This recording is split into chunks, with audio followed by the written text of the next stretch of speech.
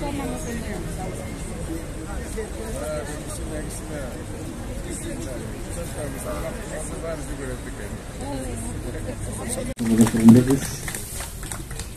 үшін сөз Қырғыз Республикасының Жогорку Кеңешінің депутаты Күнөнбаев Акылбек Тогузбаевке беріледі.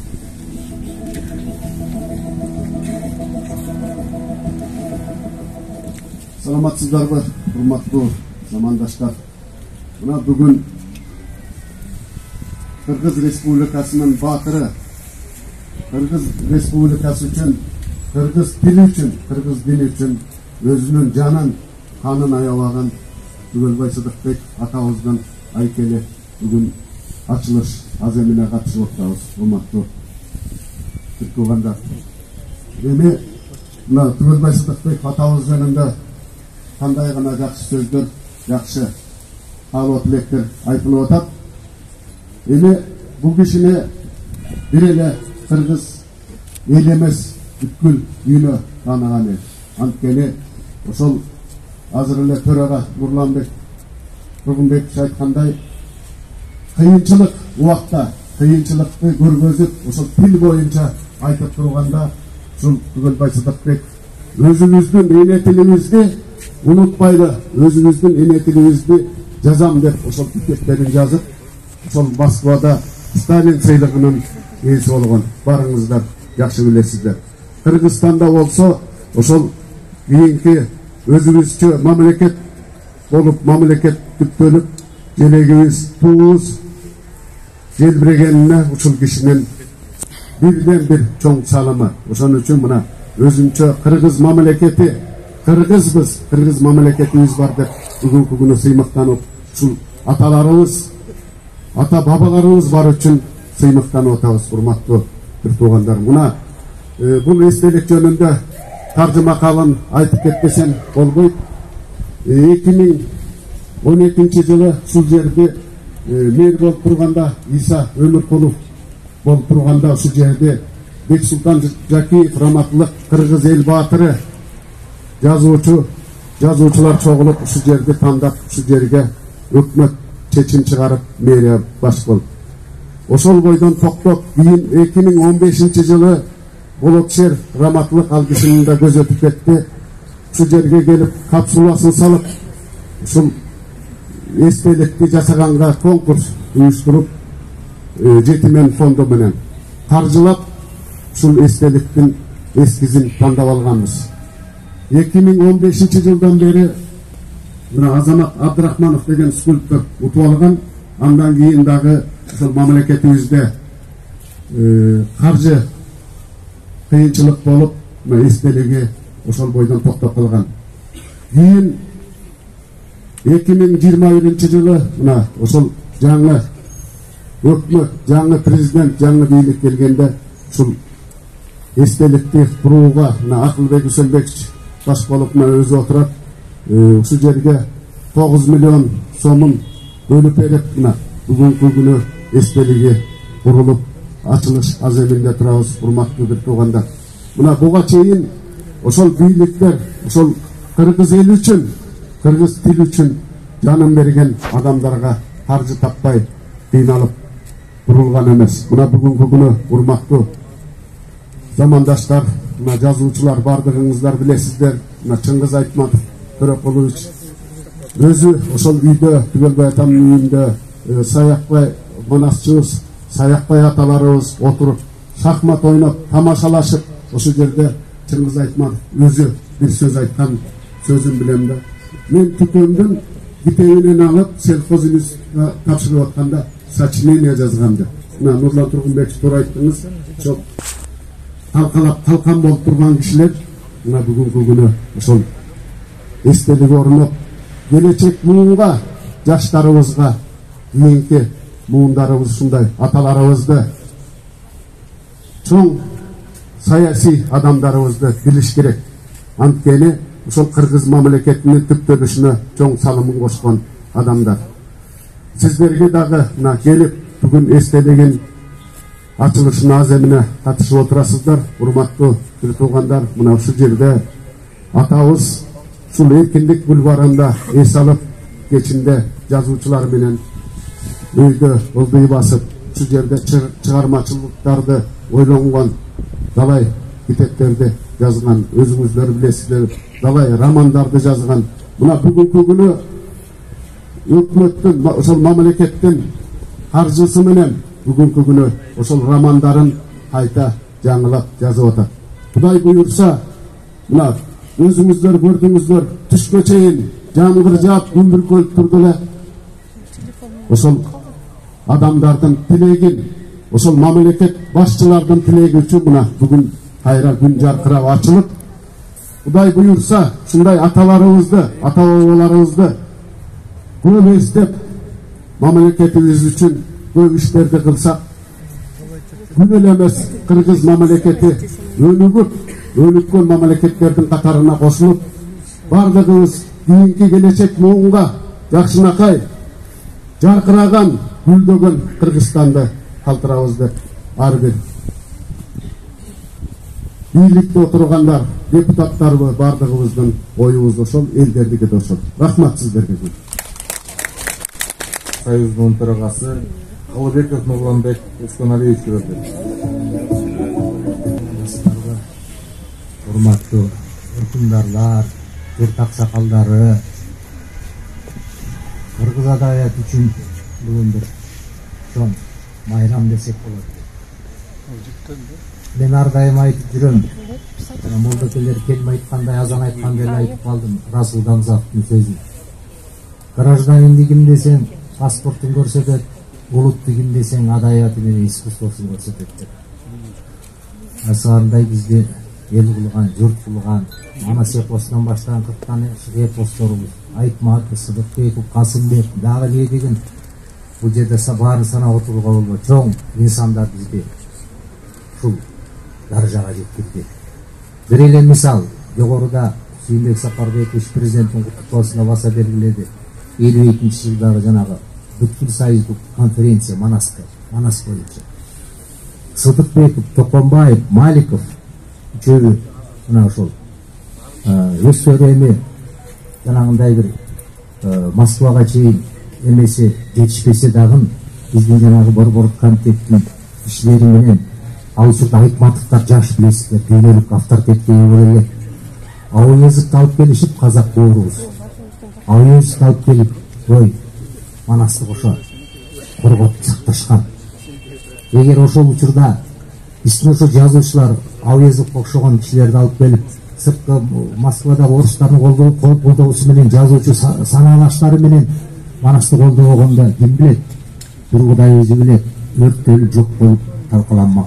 Азыр эмдикче Манас театрын ачып атабызмы, Манас академиябыз бар дегендей, алар болот беле, болбойт беле, Манастын классикалык үлгүсү бизге жетет беле, жетпейт беле, бир Кудайдын өзү билет. 58-59 жылы Казандан бастырышып Манас эмет эсейтек. Мына 3 салкар Сыдыкбек, Малик, Токонбаевдер редактор болуп, Казандан 60 миң нуска менен чыгарып отурушат. Мына ушул. Мына биз азыркы заманда, демократиянын заманында ар кандай бир маалымат айдыңы идеологиялык мейтиндик нефти жеп салды. Мына биз ушул 21-чи кылым рух кылымы деп коет, космос кылымын өткөрүп бүттүк, атом кылымын өтөп бүттүк, рух кылымы келди. Азыр булутка кызмат кыла турган доор келди. Фейербактын жакшы сөзү бар. Государство это моя вторая абстрагированная половина дейт. Мен мамлекет, мен. Мамлекеттен адамдын укугу бийик эмес. Эл, бекет, жер, биздин коллективдүү аң сезимде бар ошол. Ошондуктан жанагы Некрасов айтты эле, адам болуп, жазуучу болуу, акын болуу, өз эркин адам болуу милдетим деп. Түгүлбөй атабыз, ал жазуучулукка экинчи маселе. А бизге адам болуп барыз, улутка кызмат кылып барыз. Мына ушулар улутка кызмат кылган. Тоталитардык системада дагы өзүнүн кыргызча баягы жежерлигин, өжөрлүгүн бербей улутка кызмат кылган инсандар болду. Анан мен учурдан пайдаланып терең ыраазычылык, рахмат айткым келип турат туугандар. 32 жылдан бери коомду көздөп коюп, улуттук жазуучулар союзу дегенди карабай баштады. 32 жылдын ичинде биз эми айтпай эле коеюнчу Арман. Мына быйыл президент тапшырмасы менен Акылбек Үсөнбековдун тескемеси менен министрибиз Алтынбек Аскарович өзү чуркап баш болуп атайын чыгармачы союздар үчүн деп жарым жылга 63 миллион сом каражат проект менен кетип атат. Мына 2 жылдан 25 миллион сом деп атышат жылына. Ала Той менен литературный Кыргызстан журналы 2 жылдан баштап чыгат. Ай сайын, илгиркидей. Былтыр болсо мага чейин 10 жылдан ашык 1,5 миллион карзы бар экен. Акылбек Үсөнбековдун тескемеси менен төлөп беришти. Кутулдук. Биз деген бизге эл кылган алаа көркөмдүйнү ушуга жакшылап көңүл берсеңиздер. Сүйүнбек агайым өзү бар биз менен да келип жолугушуп идеологияны жүргүзүп атабыз. Биз деген могундай мейкиндикти азыркы маалымат мейкиндиги көрүнгөн жаккан көрүнгөнү эмеспи. Деле согул таштап салды. Айтмаптын манкуртизми эми келатат окшойт. Аямачылыктын жазып койгон. Биз деген ушул маалымат мейкиндигин көркөмдөөлөт, көркөм адабият жанагындай бири киши менен талаш тартышы ушак эмес, интеллектуалдык, руханий талаштар менен толтурушубуз керек. Идеологиялык мейкиндикти. Ошондуктан мен ойлойм, ар бир жазуучу, ар бир чыгармачыл инсан ал улутуна эч качан каршы кызмат кылбайт. Ал улут үчүн гана кызмат кылат. Бүгүнкү байрамыбыз куту болсун. Чубалбай атабыздын арбагы ыраазы болсун. Эл журт заман тынч болсун. Рахмат. Акыны Анатай Өмүрхановго берилет.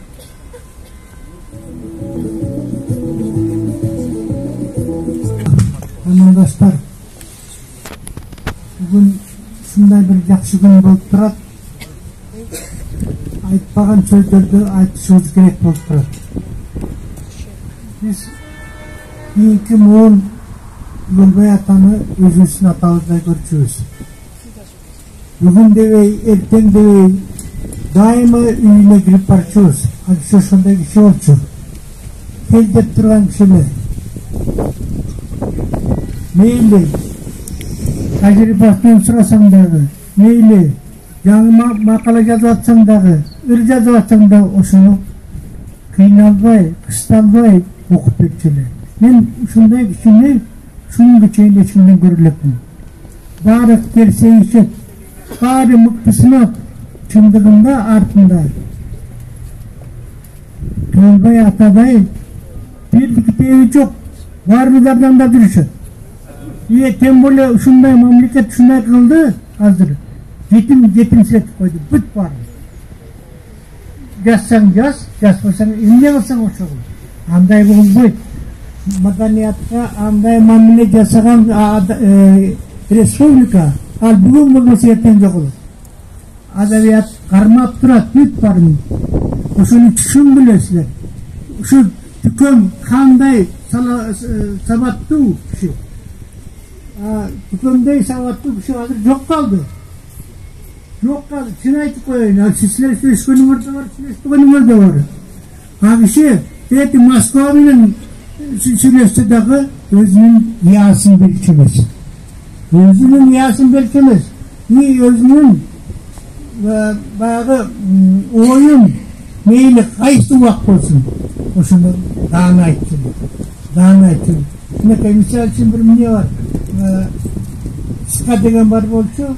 Анан СК кандай иш жасаса ошону аткарыптыр. Не тиги Манасты орусча которуп аткан учурда сурашыптыр да, буну давайте бир уюштуралы, анан кийин ошону которолу деп. Ошондо Саякбай Сакалды сурашып айтып тур Саякбай Сакал.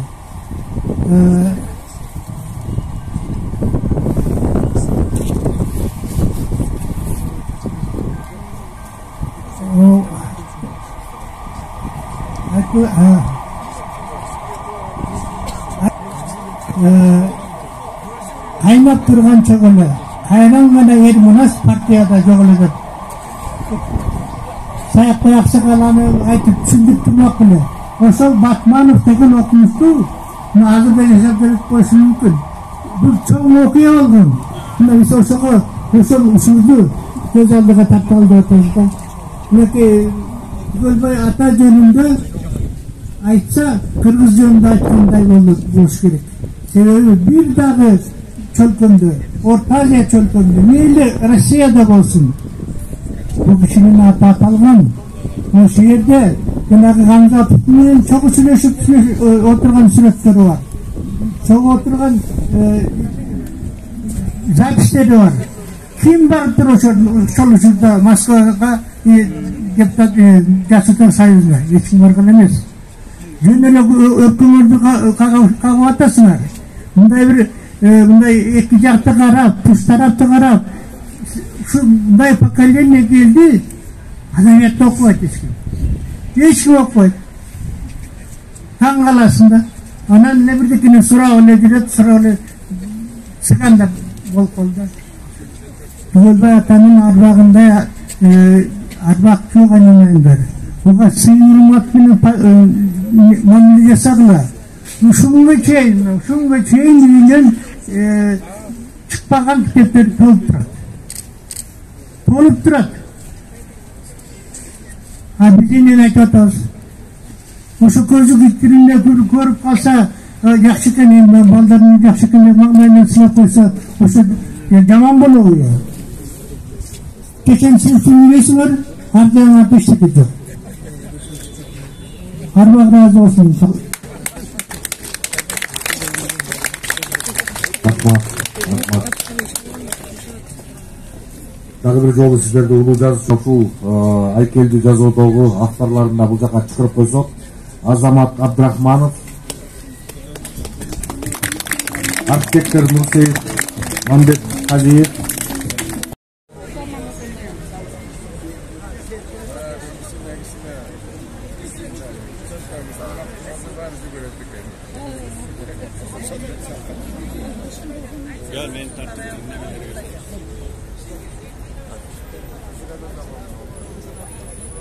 Kol götürmüş.